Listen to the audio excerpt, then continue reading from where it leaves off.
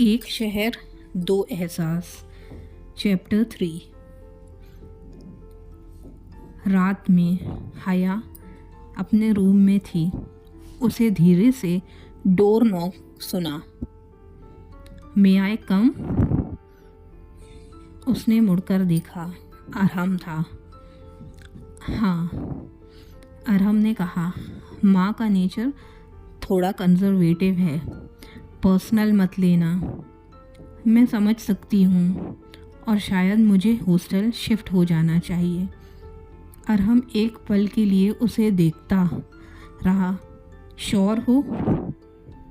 हाँ जी, आप लोग पर कोई ऑकवर्डनेस नहीं हो, और मुझे भी इंडिपेंडेंट रहना चाहिए। अरहम ने कहा, मुझे एक हॉस्टल का पता है। मेरे एक फ्रेंड की सिस्टर वहाँ रहती है। सेफ है, कल चलकर देख लेते हैं। हया के दिल से बोझ हल्का हो गया। थैंक यू, आप हर बार हेल्प कर देते हो। अरहम ने बस इतना कहा, बस पढ़ाई पर फोकस रखो, बाकी मैनेज हो जाएगा। डोर बंद होने के बाद हया ने खिड़की से बाहर देखा। दिल्ली की रोशनी फिर चमक रही थी। इस बार डर कम था, डिसीजन उसका अपना था। सुबह ब्रेकफास्ट के बाद हया ने हिम्मत करके कहा, अंकल, मुझे आपसे एक बात करनी थी। राशिद अंकल ने कहा, हाँ बेटा, बोलो। मैं सोच रही थी, अगर आप इजाज़त दें तो मैं हॉस्टल शिफ्ट हो जाऊं। आप लोगों को तकलीफ़ ना हो और मेरी क्लासेस भी पास रहेंगी। अंकल ने तुरंत कहा, कैसी बात कर रही हो बेटा, तुम पराई नहीं हो। लेकिन आंटी चुप रहीं। हया ने अदब से कहा, मैं बस इंडिपेंडेंट रहना चाहती हूँ। थोड़ी देर की खामोशी के बाद अंकल ने धीरे से कहा, अगर तुम कंफर्टेबल फील करो तो ठीक है, और हम तुम्हें कल एक अच्छा सा हॉस्टल दिखा देगा।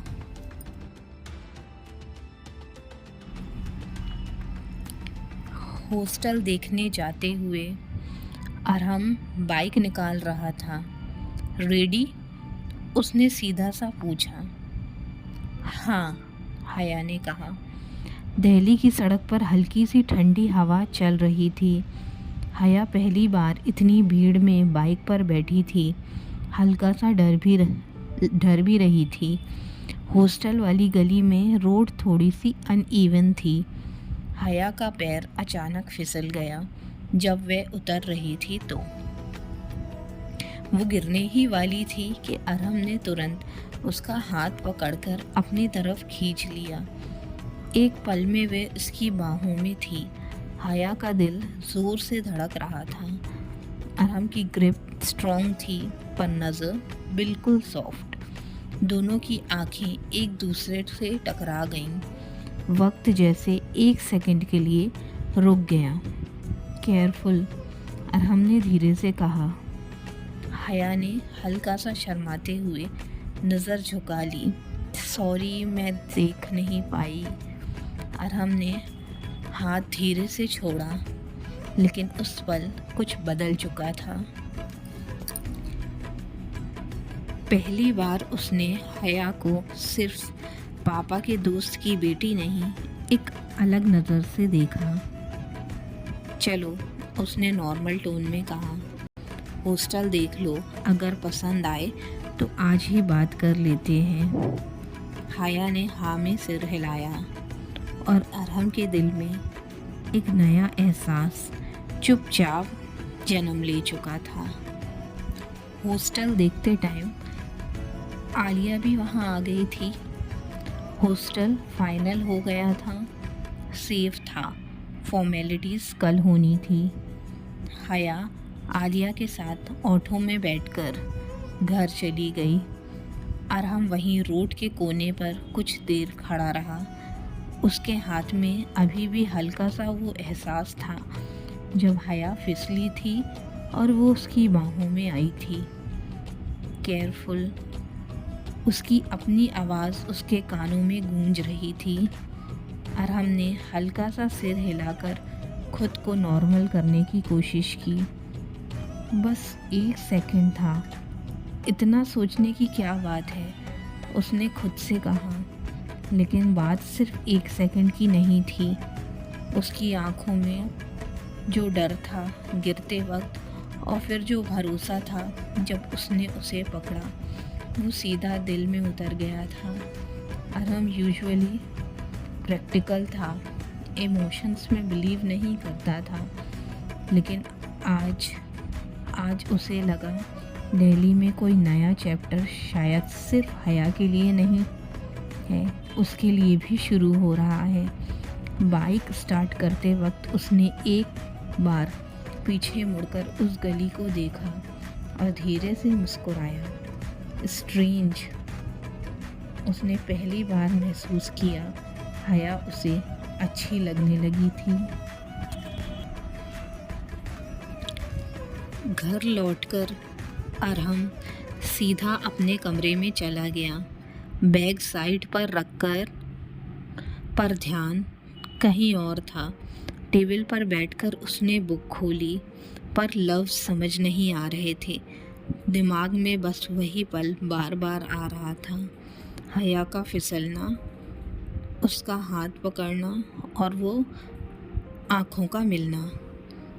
ओवर थिंकिंग मत करो, उसने खुद से कहा। पर फिर भी जब हया ने शर्माते हुए नज़र झुकाई थी, उस पल में कुछ था जो सीधे दिल तक चला गया था।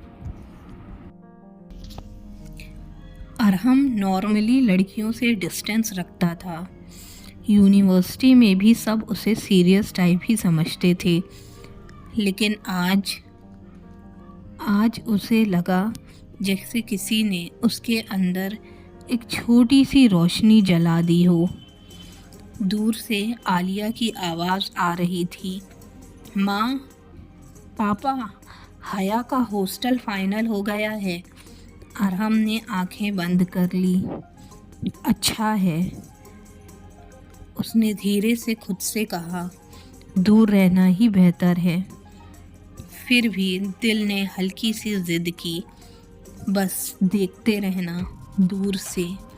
और उस रात हया बेफिक्र सो गई, मगर अरहम की नींद थोड़ी देर बाद आई, क्योंकि उसके दिल में एक नया एहसास जन्म ले चुका था, जिसे वह खुद भी नाम नहीं देना चाहता था। हॉस्टल शिफ्ट का दिन। सुबह घर में हल्की सी खामोशी थी। हया ने अपना सूटकेस बंद किया। ज़्यादा सामान नहीं था, बस कपड़े, कुछ बुक्स और अम्मी की दी हुई तस्बीह। आलिया बेड पर बैठी देख रही थी। सच में चली जाओगी? थोड़ा अजीब लगेगा, हया ने हल्का सा मुस्कुराते हुए कहा।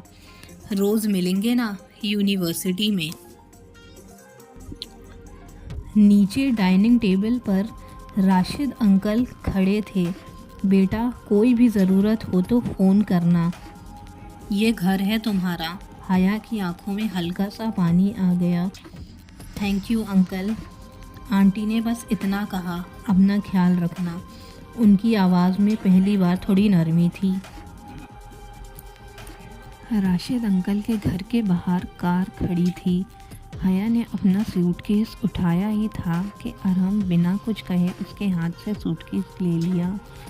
हया मुस्कुराते हुए, अरहम मैं उठा लूँगी। अरहम, पता है, लेकिन जब तक मैं साथ हूँ यह काम मुझे करने दो। हया बस उसकी तरफ देखकर हल्की सी मुस्कुराई। आलिया दौड़कर हया के गले लग गई। कॉल करना रोज़, वरना मैं खुद हॉस्टल आ जाऊंगी। सब हंसने लगते हैं। हया ने सबकी दुआ लेकर कार की तरफ कदम बढ़ाया। अरहम ने चुपचाप डिक्की में सूटकेस रखा, फिर आगे बढ़कर कार का दरवाज़ा खोला। मैडम, आपकी गाड़ी तैयार है।